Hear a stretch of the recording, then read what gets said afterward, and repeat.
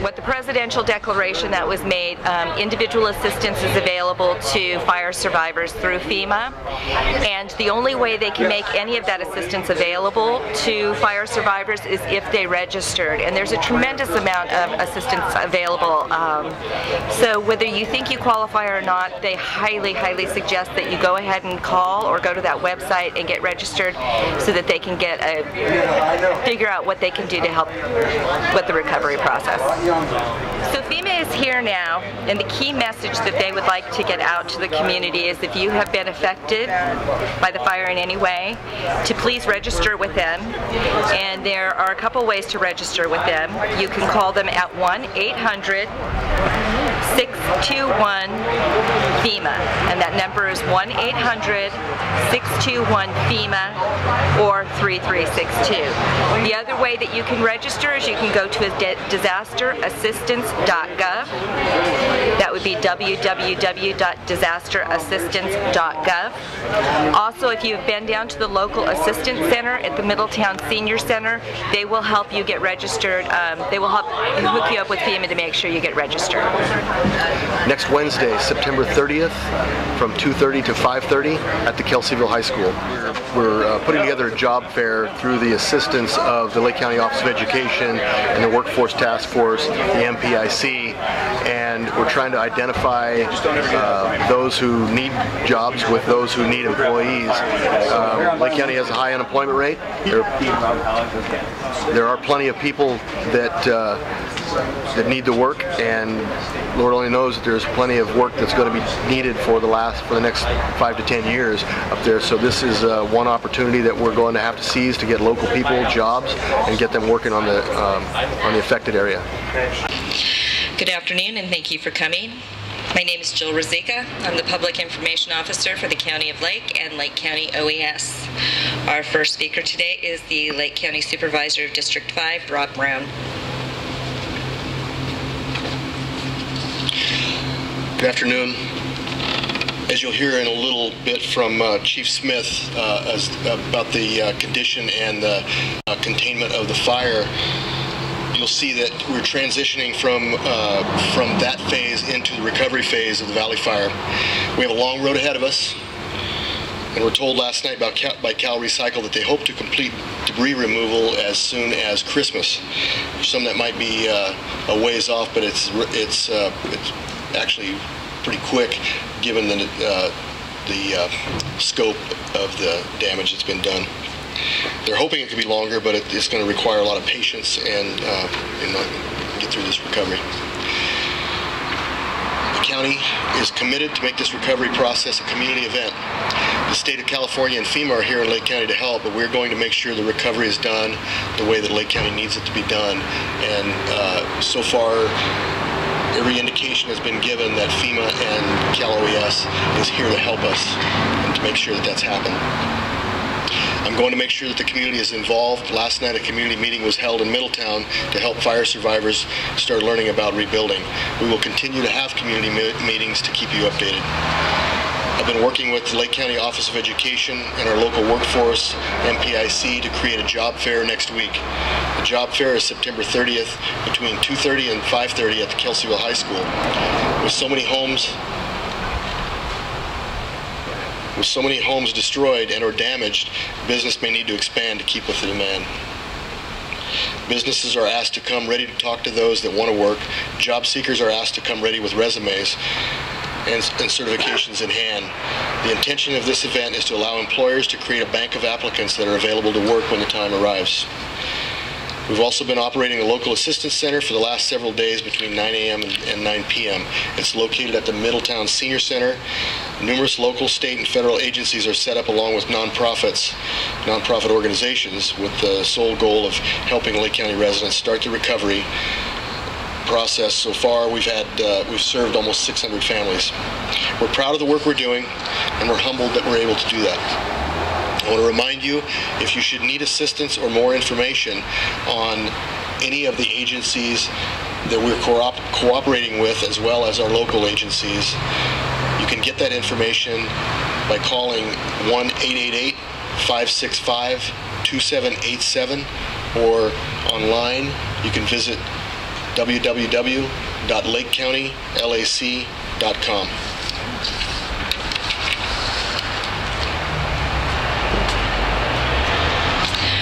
Our next speaker is Battalion Chief and Public Information Officer for Management Team Management 3 from CAL FIRE, Mike Smith.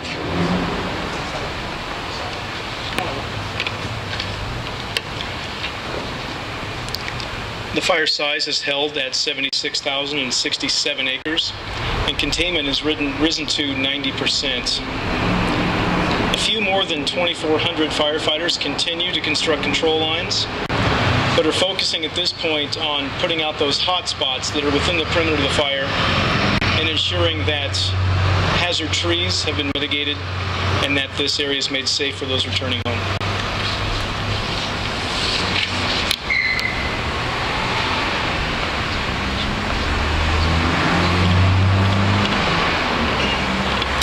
Our next speaker is Lake County Sheriff Brian Martin. Good afternoon. Thank you for being here. I've finally gotten some time to sit down and try to wrap my head around this devastation. Early on during the fire, I said that this was the worst disaster that Lake County has experienced, and I'd like to share with you some insights that I've made. We have an estimate of approximately 1,250 single-family dwellings that were destroyed during this fire. Using an average of 2.9 members per household, that means 3,675 people have possibly been displaced as a result of that. That represents 5.7% of the population of Lake County. When you compare that to a scale of a county the size of Los Angeles, that would mean over 550,000 people if this fire were to hit that county with the same ferociousness and violence. We are starting the recovery process. As Chief Smith said, we're getting a handle on this fire with 90% containment, and we hope to have this thing fully contained very shortly. With that, I'm proud to announce that we're going to have some openings in the next day. We are going to be lifting access restrictions to all areas of Cobb Mountain and the surrounding communities effective at 5 p.m. tomorrow. That is 5 p.m. on Saturday. There have been hundreds of phone calls coming in from people that want to get in, and as of 5 o'clock tomorrow, they will be able to. Please do not take this as a repopulation. For many, there won't be a repopulation for a long time, as so many homes were lost. It is simply a lifting of the traffic restrictions. There are continued hazards in the area. There is still hazardous material, asbestos, smoldering trees, ash pits, and debris left behind from the fire. And anybody that enters is cautioned that they're doing so at their own risk because there are so many hazards present.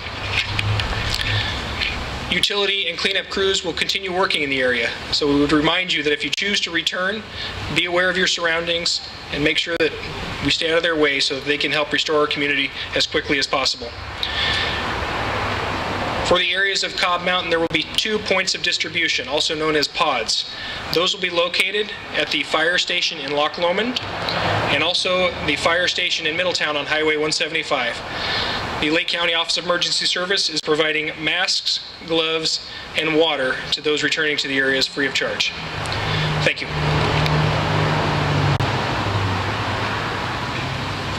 Dr. Karen Tate, Lake County Health Officer. Good afternoon, and thank you for being here. My message on medical and health issues today is fairly short. It's time to encourage the patients who have attended clinics in Middletown and Hidden Valley Lake to resume care with their normal health care providers. The clinics are open, the pharmacies are open in that area, so we're ready to make that transition from our emergency services. We still, however, maintain the Medical Reserve Corps from Marin County at the Local Assistance Center in Middletown, as well as having a presence at the Twin Pines Shelter.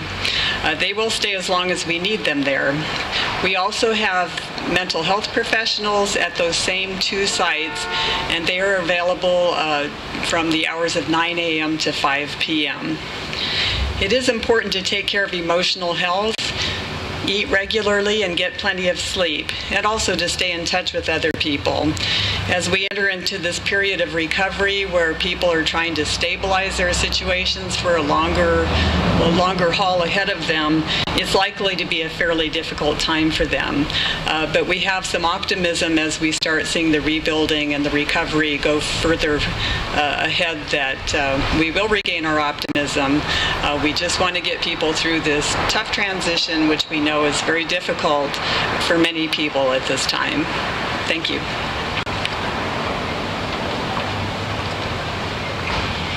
And our final speaker is Ryan Arba. He's the Deputy Coastal Regional Administrator from the California Governor's Office of Emergency Services.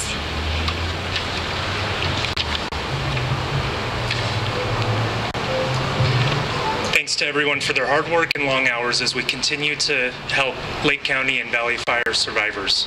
Cal OES continues to support these efforts. Our State Operations Center, Regional Operations Center, all remain activated. We continue to support the Lake County Emergency Operations Center, the Joint Information Center, and the Local Assistance Center located in Middletown. Staff and volunteers have come from all over the state in order to help. The fire is closer to full containment. However, as all of the speakers have said here today, the recovery work lies ahead of us. The resources made available by Governor Brown's state of emergency and the President's disaster declaration will all help with the recovery. The President's declaration makes federal funding available to affected individuals in Lake County. We're thankful to have the help and support of our federal partners at FEMA. Cal OES and its partners will continue to work together to support this county and help it recover. Thanks again to everyone that has been and continues to support the Valley Fire.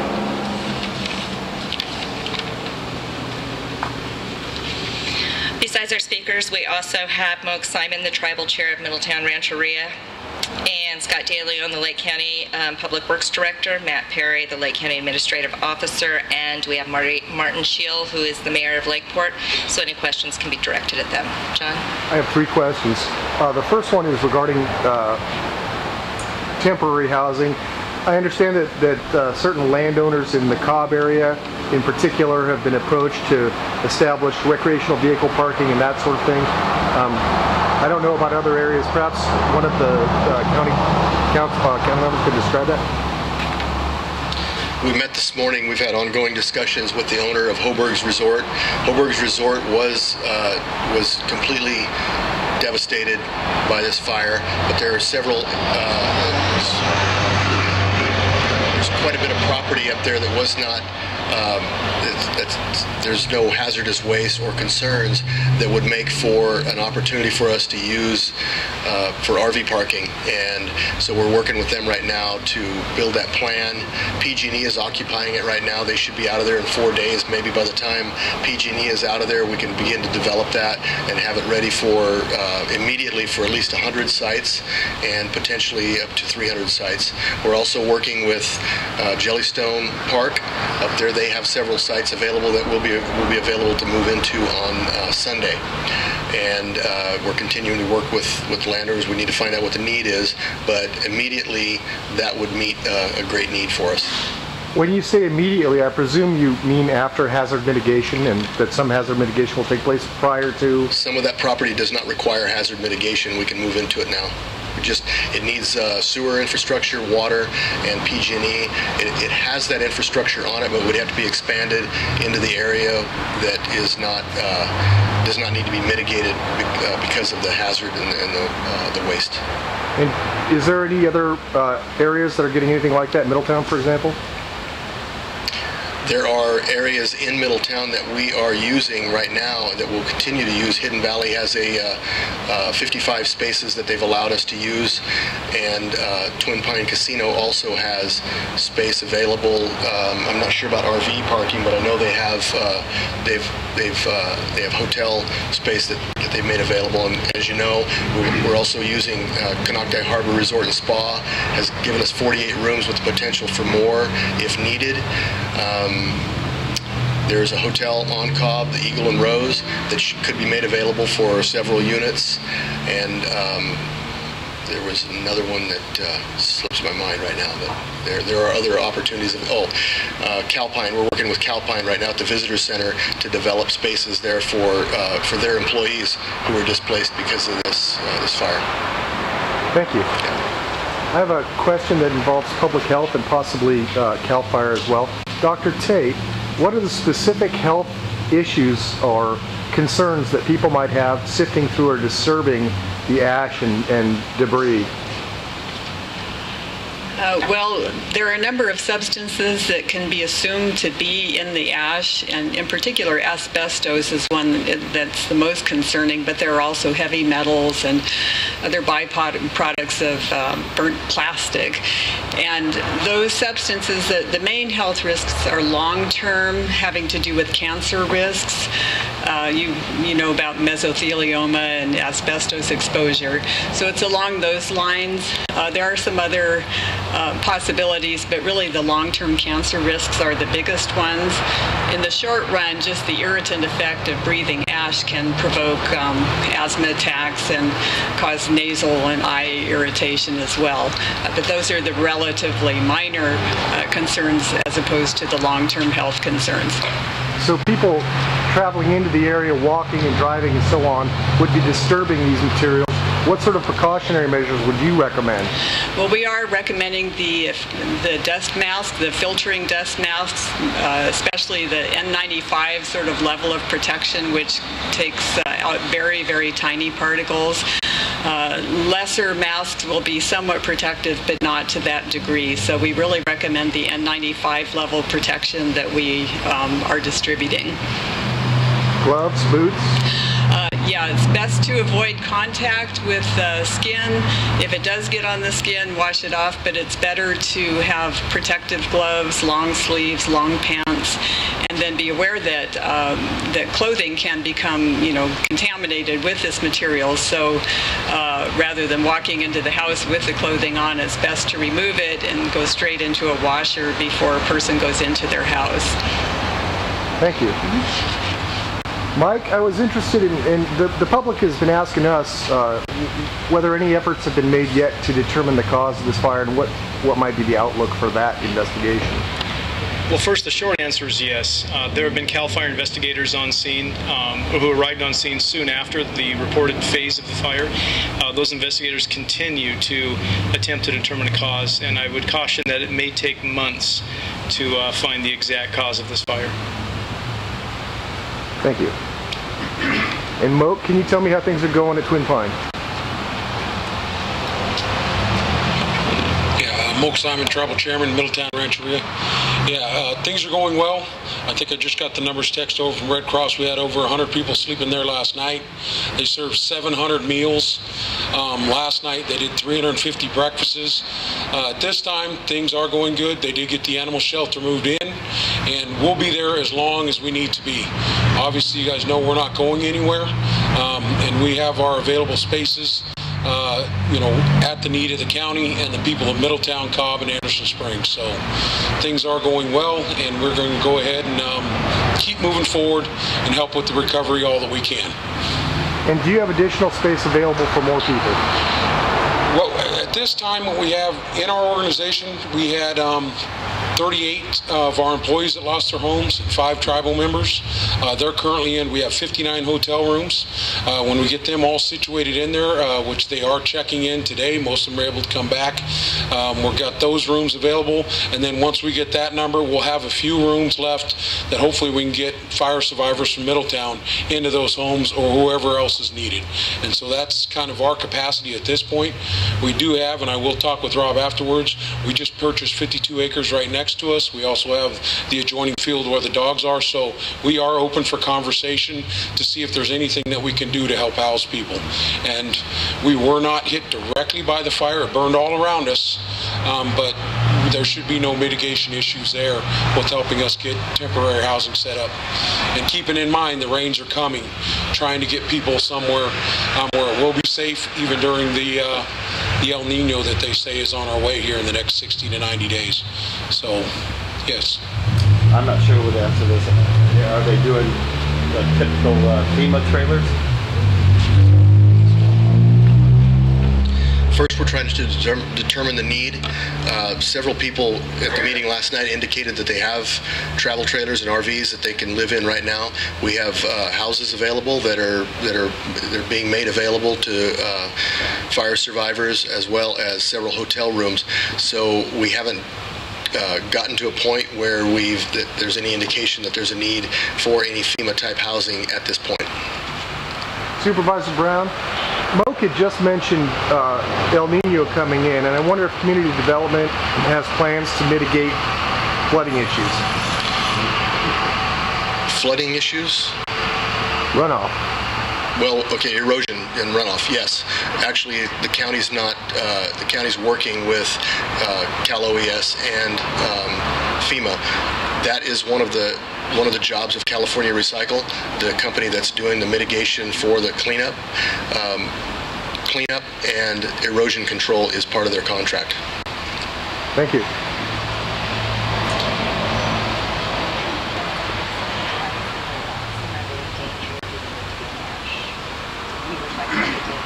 If they walk in, well, not if they walk in, if they walk down the sidewalk, or if they walk down the street, or if they drive down the street where there's nothing there, what is the danger to people who don't have room to walk?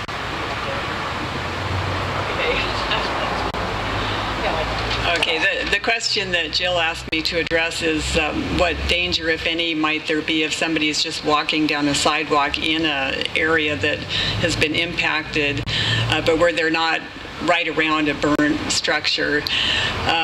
It's probably minimal, but I think there's a word of caution there because it's going to be a gradient from no risk to some risk depending on how close they are to a burned structure and whether there's any ongoing disturbance of the ash from that burned structure.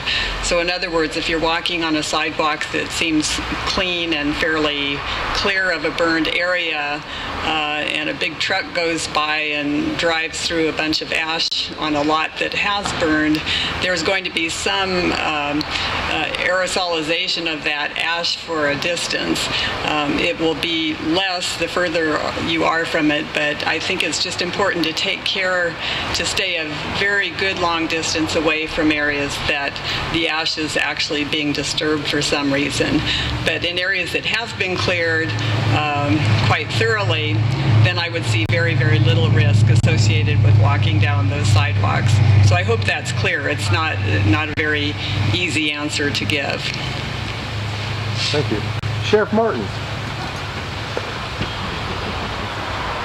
I heard a report this morning from somebody up there that says it's been very quiet lately, and I wondered what the outlook is for law enforcement.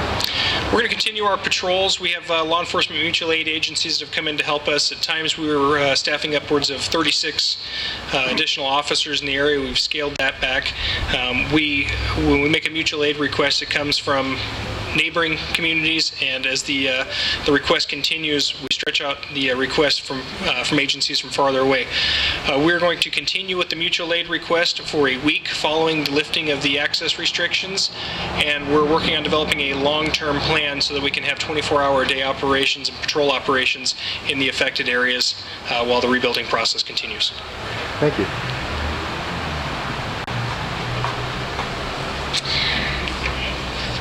I want to add one last thing.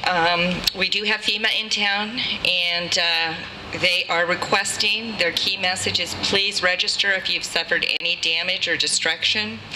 Please register. You can do that by calling 1-800-621-FEMA. So again, that number is 1-800-621-FEMA, which is 1-800-621-3362.